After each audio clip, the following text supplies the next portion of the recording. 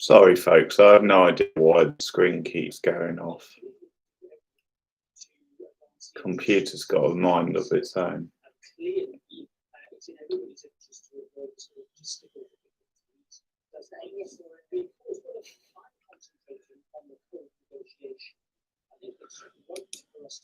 Fiona trying to pin an MP down to a yes or no question, especially a Tory one. What a challenge. Oh, his friends in Europe now. He's trying to appeal to their soft sides. Hey, how's it going?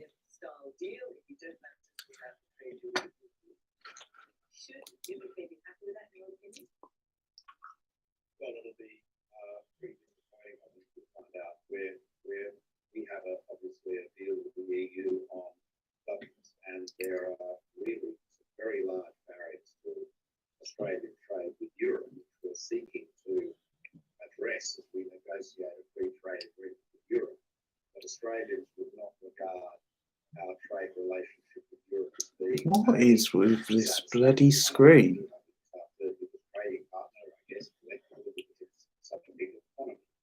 Yeah, I've watched some of it. I think I watched the first 2 seasons and then a little bit of the 3rd season. It's fine, you know, it's quite enjoyable for a sort of a lighter sort of watch. Quite an entertaining sort of cheese fest.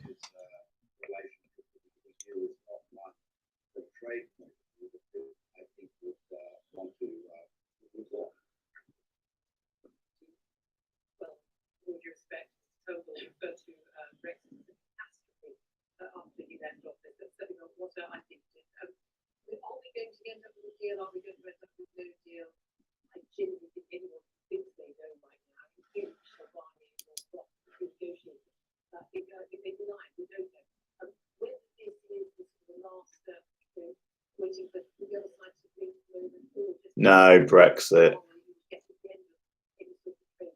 That's once again taken over as the main topic this week.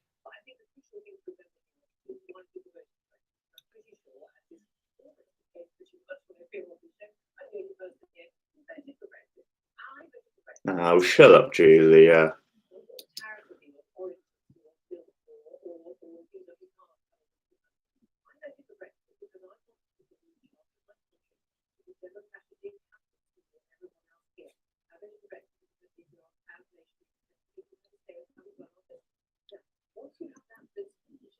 Well, I think the thing is Brexit's more pressing at the moment because obviously there's vaccinations and they've made a start, and only time will tell whether it's legit or not. But I'm going to be quite cynical for a moment, Anthony, because if we have pushed through this vaccination too quickly, which obviously other countries have accused us of maybe doing, the timing I don't think is any coincidence.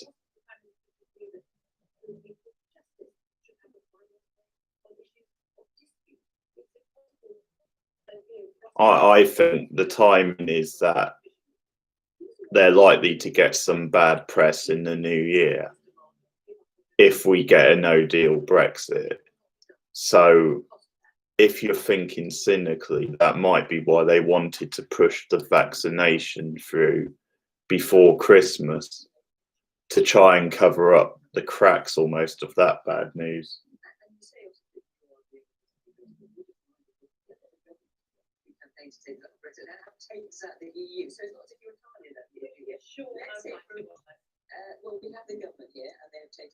Yeah, she always says this every time she's on, Julia. I'm not for the first time, I'm the only one in Question Time who voted for Brexit. They have lots of Brexit voters on there, or people who are pro-Brexit. She's talking absolute nonsense. Yeah, I heard something about the schools in Wales showing.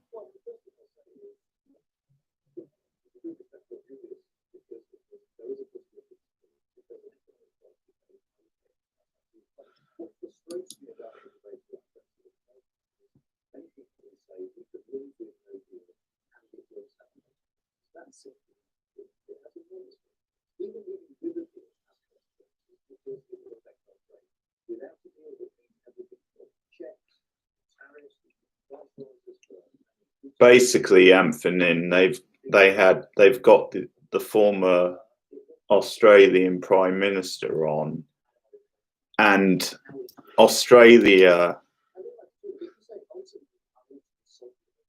are under WTO rules, which we would be if we had a no-deal Brexit.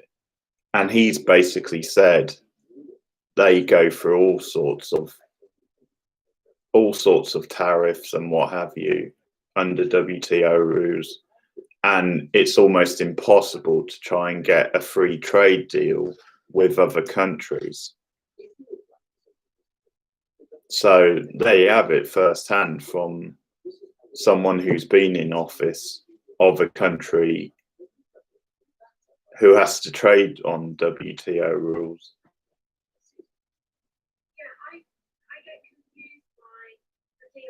Because from the moment we left or decided to leave, the deal on the table was WTO terms in the absence of anything else. So that is the deal. And I think we never lost our sovereignty by the EU, and we were much stronger at the table formulating the single market for working with it, which seems to have had tremendous advantages for small, medium, and big corporates.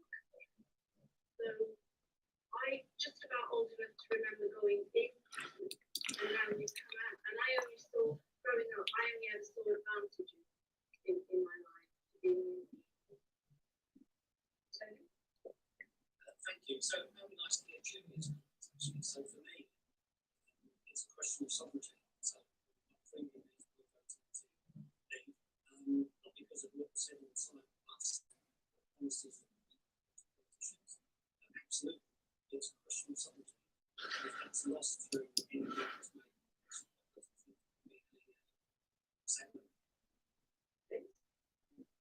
I was a Remainer, but I actually changed my mind when I saw the Liverpool League from Brussels, and that we do seem to be very much dominated. And I'd like to ask everybody really is whether they're of the opinion that the EU. Well, that's rare. A Remainer who switched. To demonstrate that other countries should begin to think about this, that this would really, really. Yeah, a question for Malcolm in Australia. It was interesting to hear that down the bill that the Australians. We've always been told that we would always fall back on Australians for the deal, as though it's some form of second class nonsense. That Malcolm actually says it is second class. Was interesting to think about. Prime Minister, sir, you tell me you could get a deal with the EU. Where's I going to come to in a minute, but I can think of it. Yeah, sure. Well, the reality is the European Union is has got a long history of protections.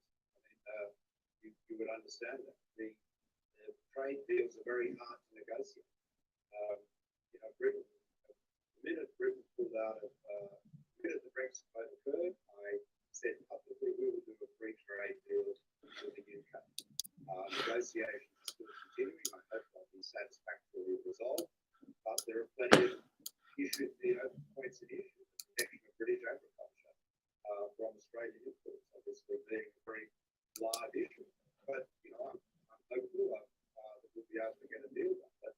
But believe me, we do not have a trade deal with the European Union per se. I mean, we trade on World Trade Organization terms, and we are seeking to achieve a free trade agreement. I mean, look, and just with respect to what Julia said, it's not for me to litigate. I mean, you guys have got to make your own decisions.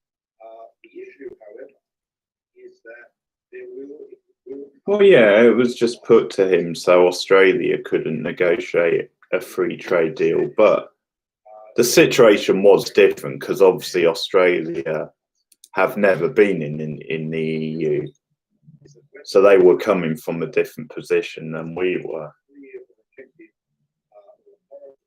Understanding of what that economic cost would be. So in a sense, the British people were being asked to give uninformed consent. But, the reality is the die is cast. So I'm afraid to say, however, that we are living in a time of rising protections. The global sentiment sort of tends to swing from free trade. It's been swinging back in the area of protections for a while. Now, there is one good thing, bit of really good news I can give you, which is that when Donald Trump pulled out of the Trans-Pacific Partnership, I managed to keep that deal alive without America. Quite an unlikely done with Shinzo Abe and the other countries in the TPP. Now, that trade deal, therefore, is alive and in force. And I hope the United Kingdom will join that. I've got no doubt that the Australian government will support that. So, if you do end up joining the TPP, your Aussie mates will have given you a very good hand in keeping that deal alive so that it can be joined. And indeed, I hope that America rejoins. But, Biden's approach to trade historically with Trump, but, protectionism per se has really risen as a political sentiment in the United States and around the world. It's not. You've chosen a very courageous time to lead the largest free trade zone in the world. Well, it sounds like listening to Malcolm, we picked the wrong former Prime Minister of Australia to advise our forward trade. But seriously, we are days away from a no-deal scenario. I don't think any of us want to see. And if anyone on the EU side of the course, by the way, thinks that this would be consequence-free for our friends and partners over the channel on the European continent, our friends in the Republic of Ireland, they're sorely mistaken. There's a lot riding on this on both sides of the negotiation. Lots of people's jobs, people's livelihoods, security of our country and our friends across the European Union. So I want to see the government get to this deal, and I desperately hope, by the way, Julia's right, some of this is very often. I fear listening to what the Prime Minister said, listening to what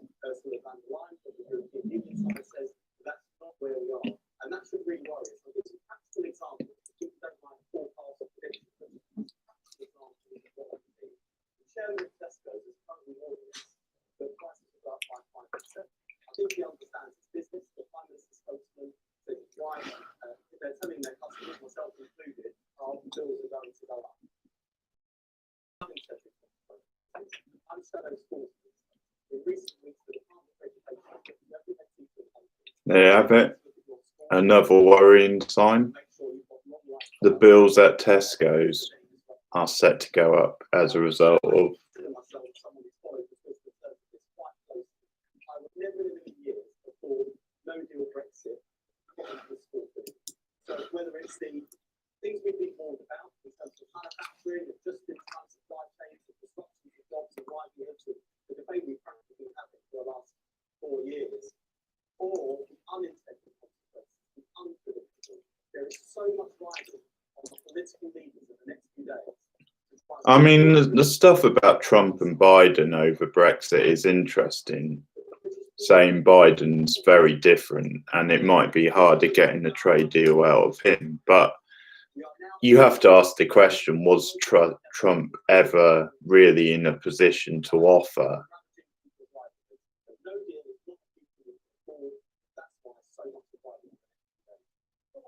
Was he ever in a position to guarantee a deal? Yeah, I know. It keeps going. I don't know what it's doing tonight. You know, as far as I understand it, if we leave with no deal, then it would be almost impossible to get a trade deal with America. So in a way, Biden was being truthful. And I think also he was,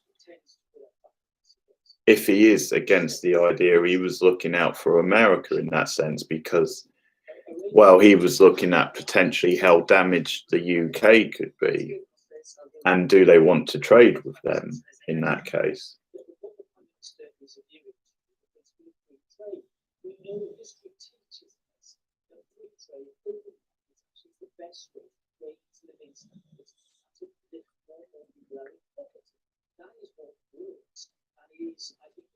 Well, we already have free trade.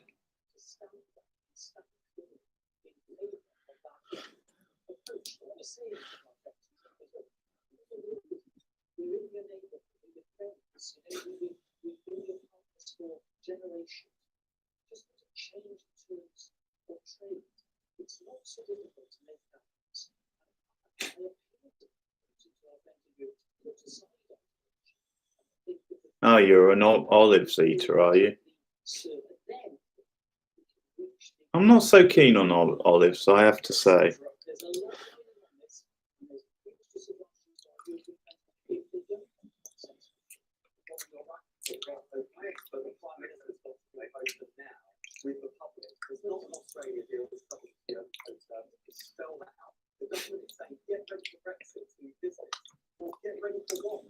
Very niche.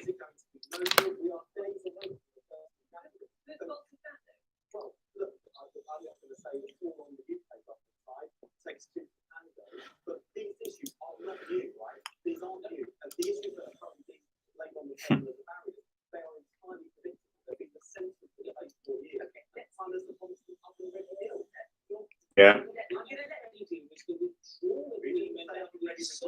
No, he was. No, he never said that.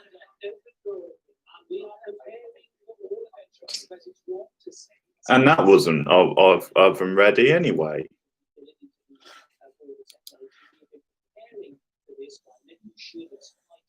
He's lied at every step of the way. He promised no deal would never happen.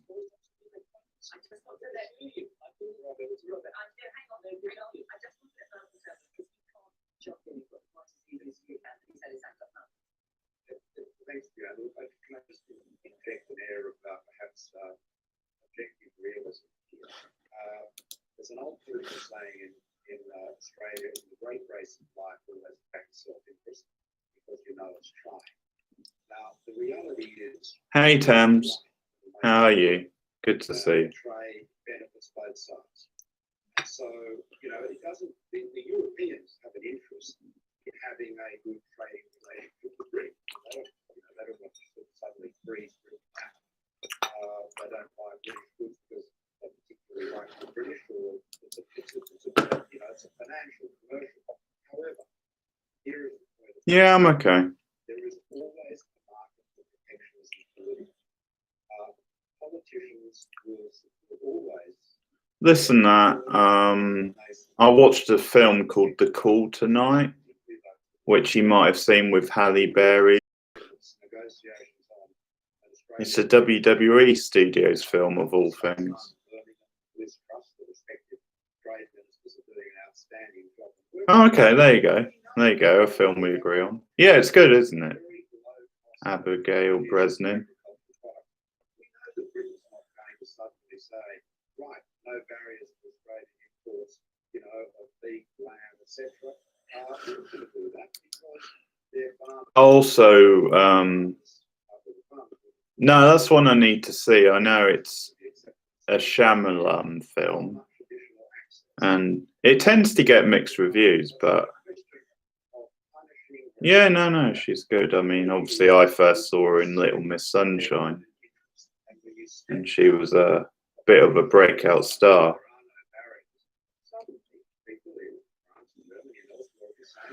Okay, the Brits have stepped out. How does it benefit us to give our firms, our businesses, our farmers an edge over the ones in Britain? And you know what? We'll see. I mean, obviously, I'll take a look at it, but it's so, you know, it's a big, big brave world out there. And you know, you just to be fair, it's Shyamalan, so it could go either way. He's obviously done some brilliant films, but some real turkeys as well. it will be an economic cost. And then you've got to, you know, sail forth and do your best to be very competitive at home. We could obviously talk about some time, but there are other questions we want to get into tonight. And before, but it might be some time. So we're looking for 50 people, it's not 20 of the UK, and each week we will take our audience from pre-selected. Yeah, I still don't know what I think of this idea about selecting 50 people for every week, like the same 50 people for a virtual audience.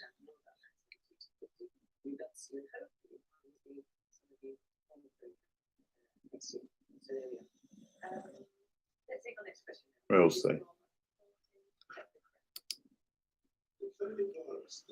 Oh, by the way, I'm gonna start experimenting a bit with adding some clips to my videos, some of them. I might start with the next Buffy review.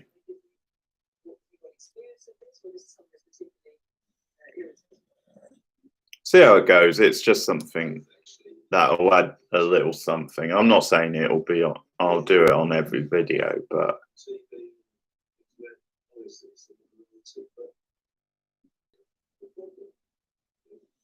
what, the Buffy review? The next one will be Ted. Ted. It's been a while since I've done a Buffy review. God damn it, I don't know why this keeps doing this tonight.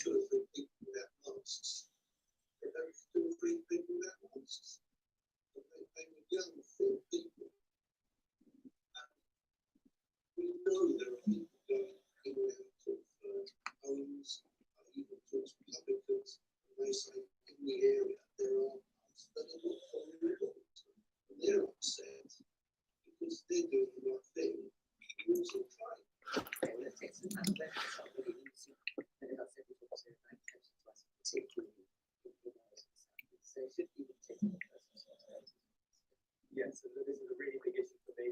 Lots of you know my constituency of supporters on the London Essex border. We've got some of the highest infection rates in London. Our part of London and Essex has rates rising. Well, the plan is, because it's got John Ritter and he was in that sitcom, which obviously is kind of a totally different role to the one in Buffy. I was going to use a clip or a few clips from his sitcom,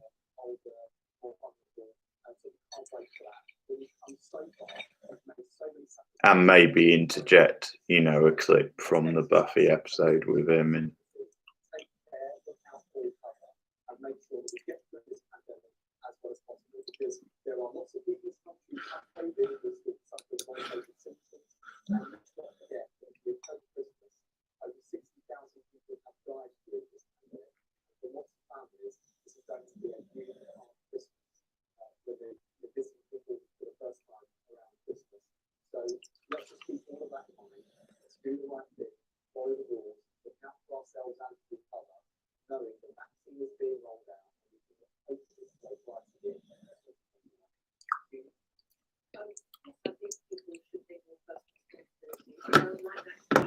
place having restrictions on people's right to use their personal judgment and common sense.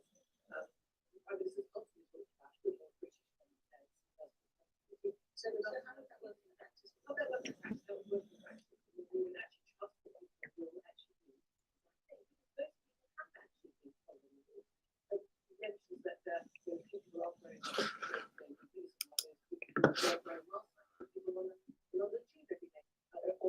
Oh yeah, he's okay. Yeah, it's fine, just on the couch.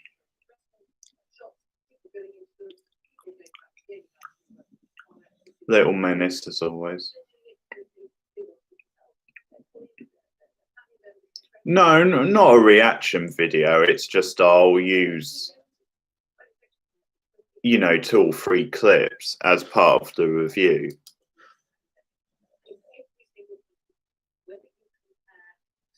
Like I might.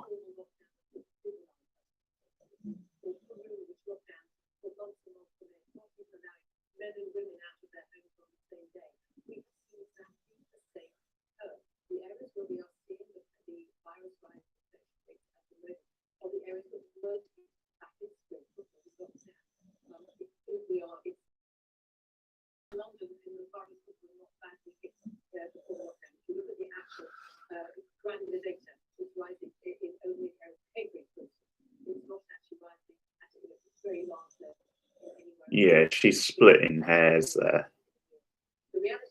I don't really have one. Not something I pay that much attention to. I've heard of certain ones, but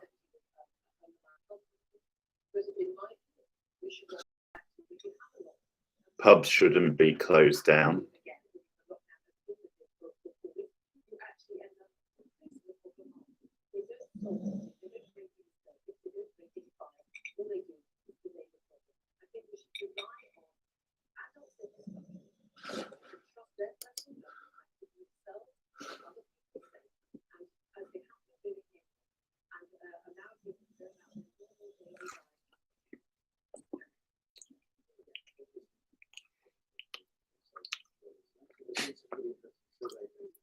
No, I can have a drink at home, but yeah, it would.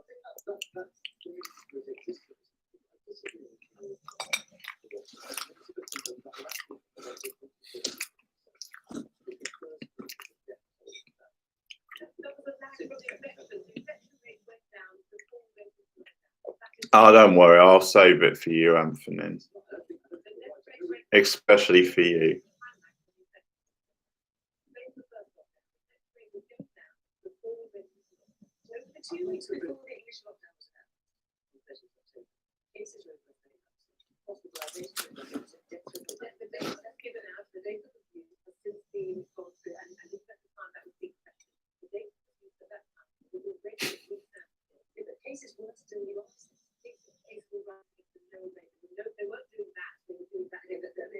Well, you threatened my life when I was quite fairly close to watching White Chicks on the stream, so I think we're even.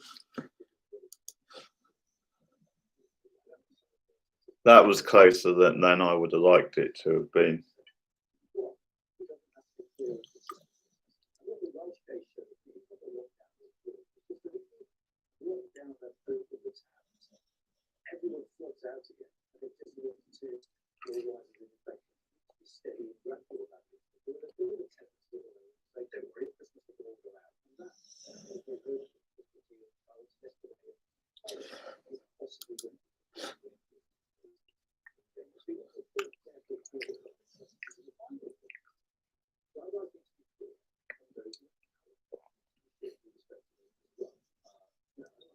Well, White Chicks is off the table for a while.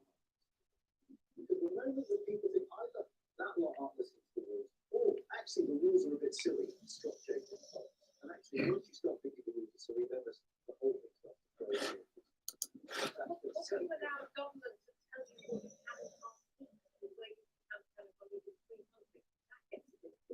Well, let's hear from our audience. Lots of hands up. Thank you. It seems to me that we've proven already that common sense doesn't work. we need to take a different approach. But why not think of what the planning is about? Rather than go county-wide or county-wide, right? Why don't we focus on the areas where it's really happening? So I think that's all. Well, I don't know about that. I mean, I guess the good thing is that the Tory party are only like normally one disaster away from having a backlash. And there's certainly going to be some backlash over a no-deal Brexit if it happens.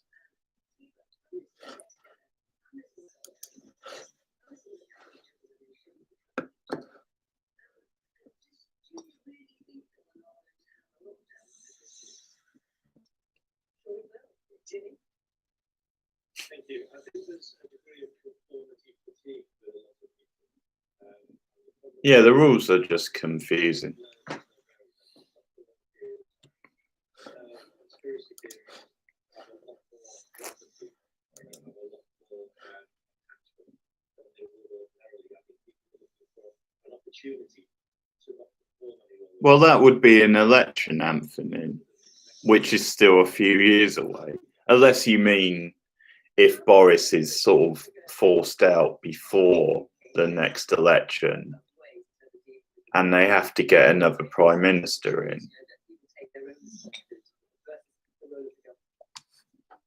Well, I think the government's got a future. We're a federation, so national federal government, 6 states, 2 territories. Well, they called an early one, didn't they, last year? So it was only 1 year ago they got the majority. So I think we're 4 years away from another one, as it stands, unless an early one is called again. Sooner than many other countries did, including the UK. And, you know, the reality is, this is a pretty complex area, and I don't know how to simplify it, but it's obvious this is a highly infectious disease. And so the way to stop the spread, this gentleman in the audience said it doesn't have arms to leak, it's spread by people. You've got to have social distancing, you've got to wear masks. The sooner you can impose those measures. Well, it is, but I think it's a very fragile government. I think there's a chance there will be some sort of a revolt before long. We'll see. I think in the meantime, it's important that Labour step up. Vaccines are distributed as rapidly as possible. I think what we've learned globally pandemic is that early action is best. The proposition that people should just be free to do whatever they like is pretty naive. Frankly, it sounds good as a soundbite, but it doesn't work out very well in the intensive care unit.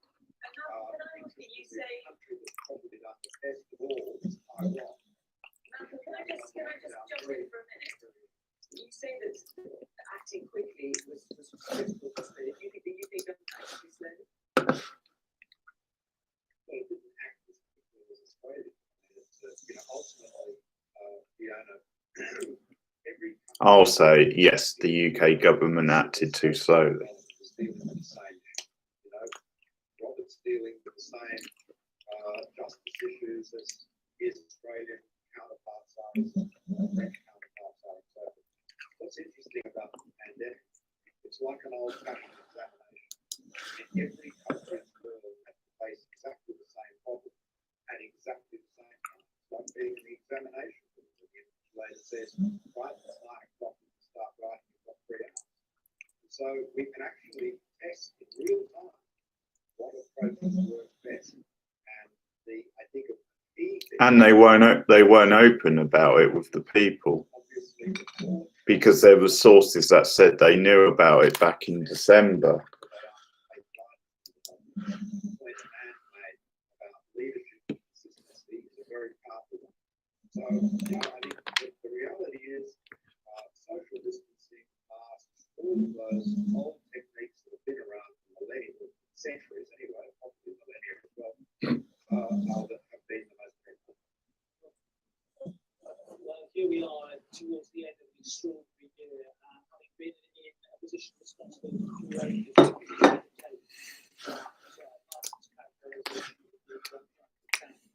I think like all other governments in the world, we have had to learn on the job. I'd love to think well, look, I think that our governments are not out of the woods yet.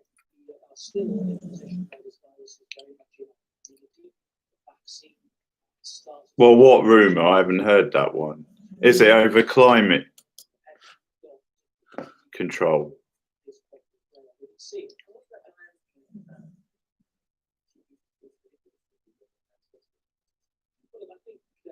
Yeah, I see what you did there. Very clever.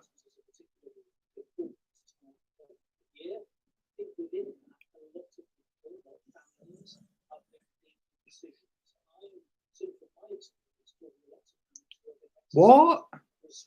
Again? Those bloody Mayans are at it again. They predicted that. When was it? Like about 7 years ago or something. And now there's another one. Jesus, they can't keep changing the ball game.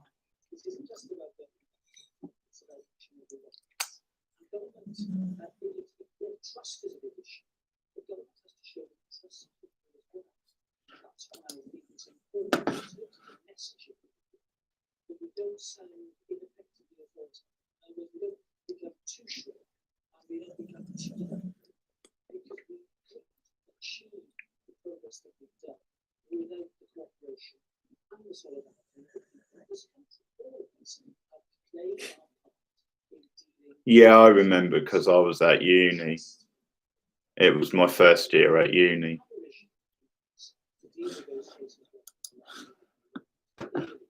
I remember talking about it with a friend.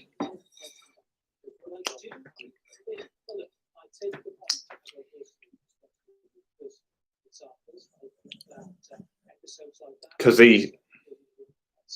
no, they didn't. No, I just remember it was a thing. And he had to explain it to me because I didn't really know what it was. And he said, it, if you watched that Mel Gibson film, Apocalypto, it's brought up in that. Pardon.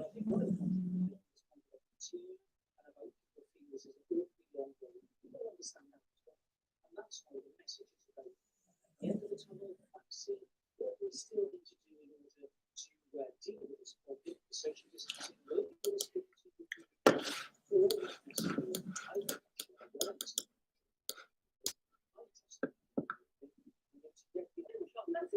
Sorry, I'm not being the right thing. Otherwise, you wouldn't define they cannot go to the public. They cannot get off in their home. But they will not have to have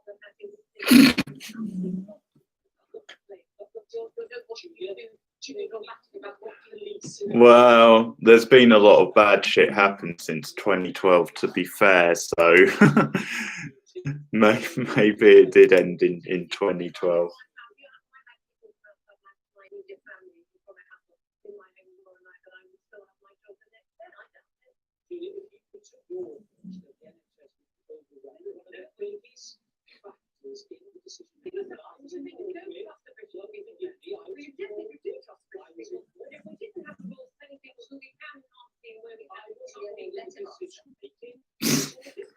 Oh, it's kicking off now.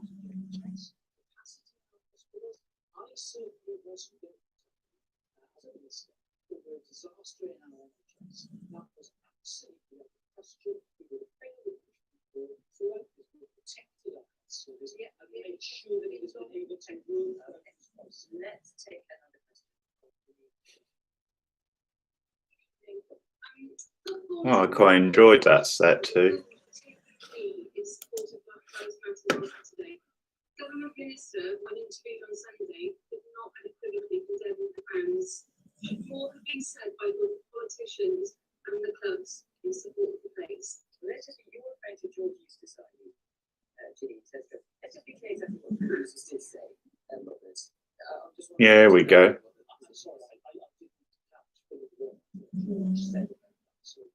He talked about Black Lives Matter, the capital certainly talked about that, Ginny. I think that's what you're Black Lives Matter.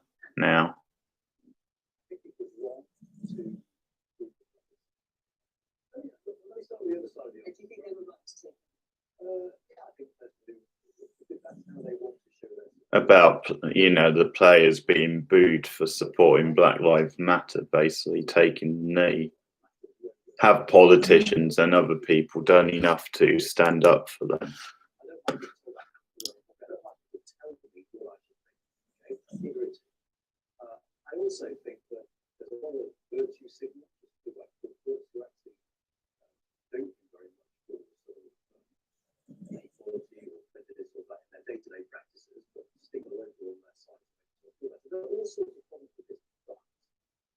We've got to do for several.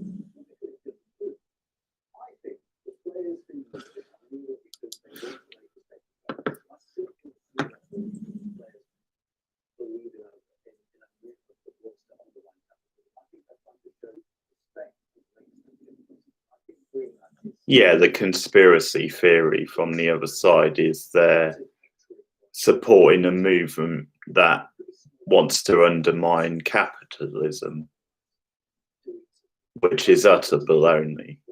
It has nothing to do with it.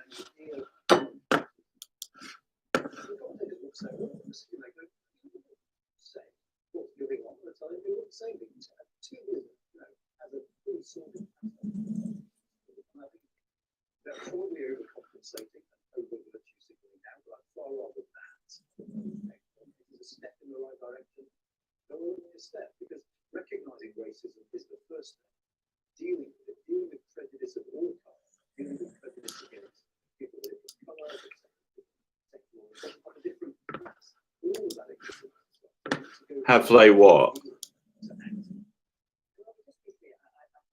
Have they undermined capitalism? Well, no, not really. Whether you think that's a good or bad thing is different. But I mean, the point is, the movement and people taking the knee has nothing to do with a Marxism movement. It's to do with supporting black people at a time when they've been suffering horrible racism. Even if the Black Lives Matter movement happened to be Marxist, that's not really the point, is it? The point is that the movement and the people supporting it is because of the issue of racism.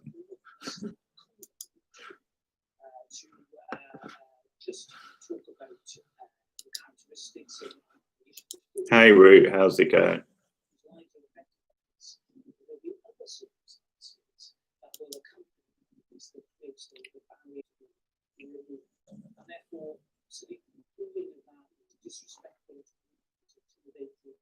Oh no, it's not like people now to panic, is it, Anthony? It was only 7 years ago this prediction happened. I think the panicking hasn't really gone away. It's probably not as bad this time because it didn't come true last time, so people probably assume it won't come true this time.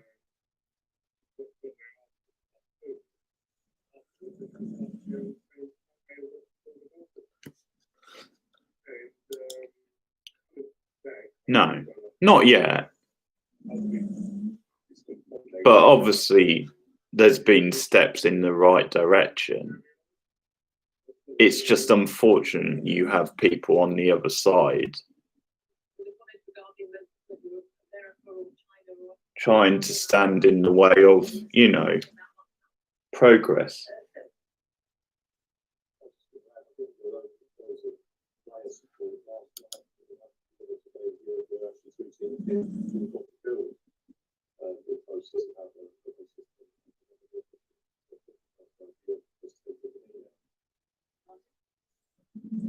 Yeah, the law school to do the thing, and so this topic starts. And it's still like I just don't know how we get away from this view of other people, especially when you're about doesn't So what to think? I think one thing to do, whether it's right or wrong. Well, that's a good point, Root, because if you look into the future,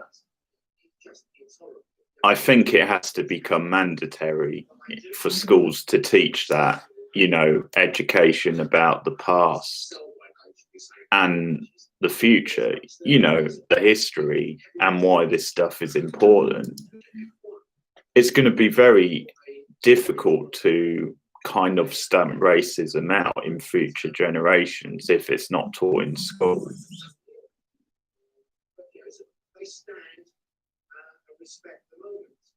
And I honestly think that if you look at what's going on in all of sports, I think it's got to the stage now where the clubs have got to be more accountable for their fans' behaviour. I know that I've been to football matches where you hear a channel and it says to you, if you hear a racist comment, please report it to Stuart. You can sit in a London derby and you hear a racist comment, you tell the Stuart and the Stuart reports it. There's got to be more of a line than just like taking a knee or saying. Yeah, I agree with this guy that clubs have to do more with their own fans. You know, if fans make racist chants or what have you.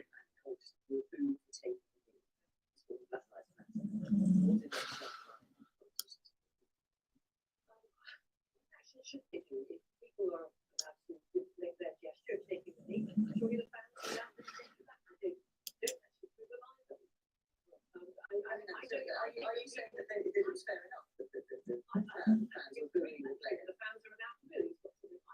Oh, shut the fuck up. Should now or should ever have been taken with me. I think people were desperate for football. Still genuine about that after the lockdown. Desperate for escapism from the politics, from the difficulties of daily life. I think they would like to have politics separate from football. They don't want to walk in. Yeah, they would like politics separate from football, but unfortunately, racism still exists. And it still exists with football fans and with, you know, football. So until that goes away, it will be an issue.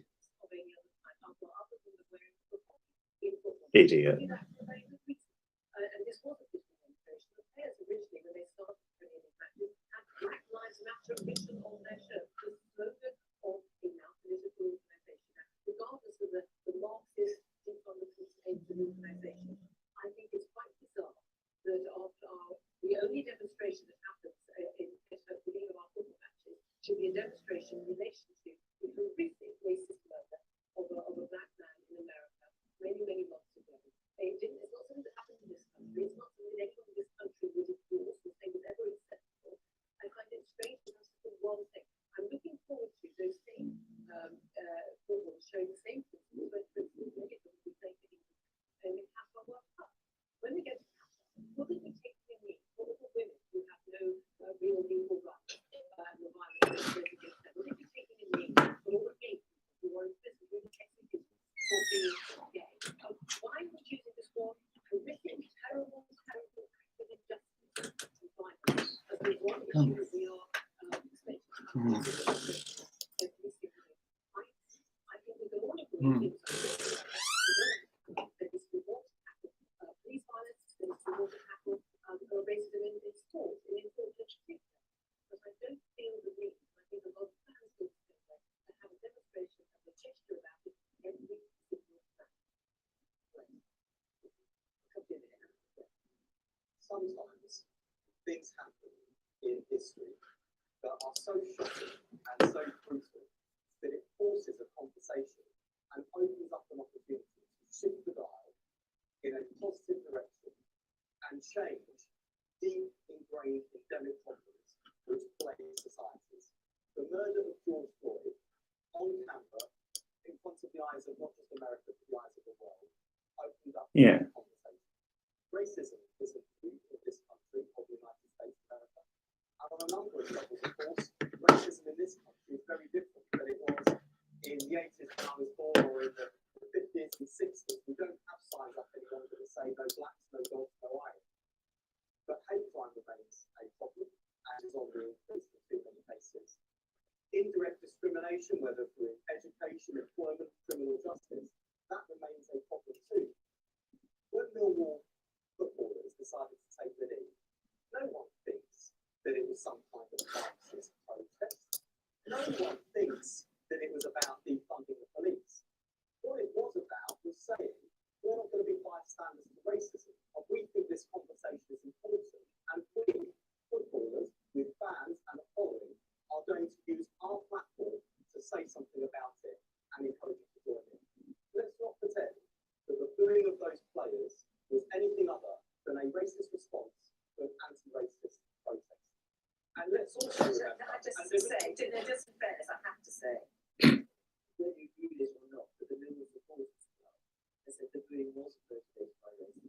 Well said. Oh, they would say that, wouldn't they? Let's not think for a moment that before everyone moved, they all looked at each other, had a little chin wag, and decided, what the right response was. Oh, let's do it. Let's have this kind of conversation. What to start doing? Come on, let's get real about it. More positively, at Liverpool, in Anfield, and in Chelsea, Stamford Bridge, people applauded their players and stood with them. And in terms of Julia's point, well, what are you supposed to do if they see or feel racist? I know that tackling racism and challenging it, particularly when it's from your own side, or within your own tribe, or your own team, or your own family, can be difficult and uncomfortable. But I bet you it's a hell of a sight less uncomfortable than being those players on the pitch being booed by their own fans, or being the black fans on the terrace having to listen to those monkey chants, or the banana skins being thrown at players, and every other manifestation of racism we see on the pitch, off the pitch, out in the country and in our communities. The problem isn't just racism, it's bystanders racism. And I salute players for using their platform and their opportunity to send a message to their fans and supporters. And I think most people in this country are anti-racist. Well said. Well said. Thank you, Abe. I think we've summed it up very well. We've got a zero tolerance for racism, multicultural society, above all, as Britain is, as Australia is. You've got to treat people with respect. Mutual respect is the glue that binds our diverse societies together. Taking a knee is a perfectly respectful statement. It's a statement about racism. It's a statement against racism. Bullying people in any context is abuse. Let's be frank. And so, we've had experience here in Australia with some fans bullying Aboriginal players. In particular, Adam Woods was a real champion for First Nations peoples here and First Australians. And look, I think we've just got to have zero tolerance for racism. I honestly can't improve on what we've said. I think you summed it up very well. I agree with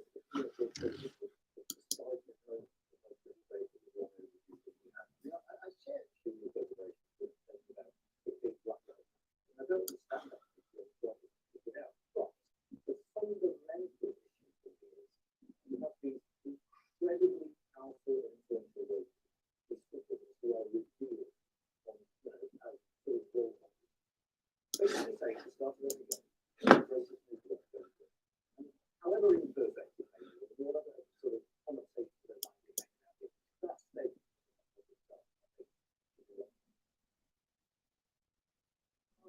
Yeah. We're gonna end it here. I have to say, you've still got some of you still got your hands up, but we're out. I think football and sports in general has been on the right side of this. I think the gesture of them taking the knee and supporting black rights has been a positive.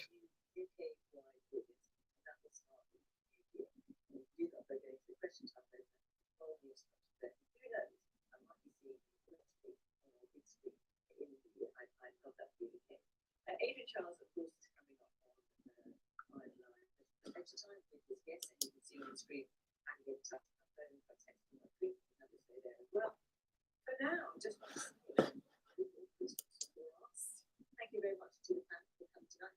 Malcolm, thank you for getting up early in the morning there in Australia. I should say that Malcolm earlier shared his view of the day, which was pretty gutsy for us. It's been such a great day here in the UK. Malcolm, thank you very much for joining us. And of course, our audience at Chelsea, thank you as well. And to all of you at home, thank you very much. Okay. Heated end to question time. An interesting hour.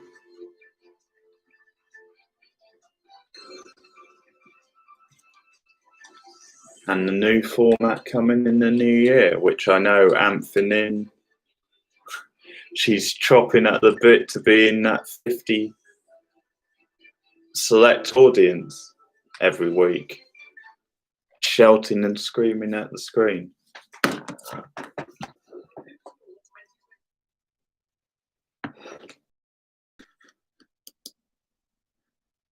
Okay, thanks guys. Another stream coming up soon. See you later. Good night.